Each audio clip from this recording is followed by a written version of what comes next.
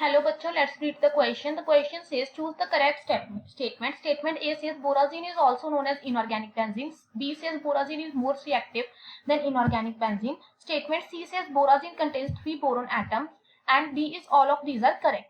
तो इस क्वेश्चन में हमारे पास क्या है? इस क्वेश्चन में हमारे पास क्या है, हमें बोराजिन के रिलेटेड कुछ स्टेटमेंट्स बता रखे हैं, हमें बताना है कि गिवन स्टेटमेंट में से कौन सी स्टेटमेंट हमारे पास करेक्ट है। तो सबसे पहले तो हम की कंसेप्ट देख लेते हैं। इस क्वेश्चन को करने के लिए हमें क्या रिक्वायर्ड है, जो हमें की कंसेप्ट चाहिए, that is compounds of boron. हमें बोरोन के कंपाउंड्स के बारे में पता होना चाहिए, उसमें जो स्पेसिफिकली हमारा एक कंपाउंड है दैट इज बोराजिन। अगर हम बोराजिन का स्ट्रक्चर देखें तो बोराजिन का स्ट्रक्चर हमारे पास कुछ इस तरह का होता है, boron nitrogen, boron nitrogen, boron nitrogen and boron. So हमारे पास क्या होता है, अल्टरनेट हमारे पास डबल बॉन्ड होते हैं बोरोन नाइट्रोजन के बीच में इस तरह से, और हमारे पास क्या होगा, बोरोन के ऊपर नाइट्रोजन के ऊपर हाइड्रोजन लगे होते हैं इस तरह। So this is the structure of boron, बोराजिन।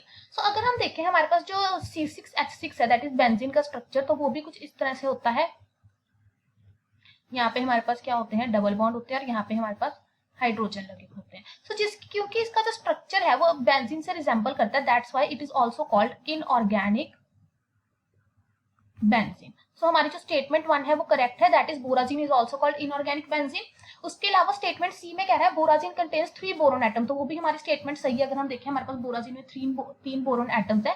Next is borazine is more reactive than inorganic benzene. ऐसा सही है क्योंकि हमारे पास क्या होता है कि जो बोराजिन है हमारे पास यहाँ पे जो होता है ये कोऑर्डिनेट बॉन्ड प्रेजेंट होते हैं, जिसकी वजह से हमारा जो बोराजिन है ये क्या होती है, लेस स्टेबल होती है। It is kinetically less stable और ये जल्दी से क्या कर जाती है, रिएक्ट कर जाती है। तो हम क्या कहेंगे, borazine is more reactive than organic benzene. So हमारे तीनों ही स्टेटमेंट करेक्ट है, तो आंसर आएगा option D, that is all are correct. Hope you find the answer. Best of luck.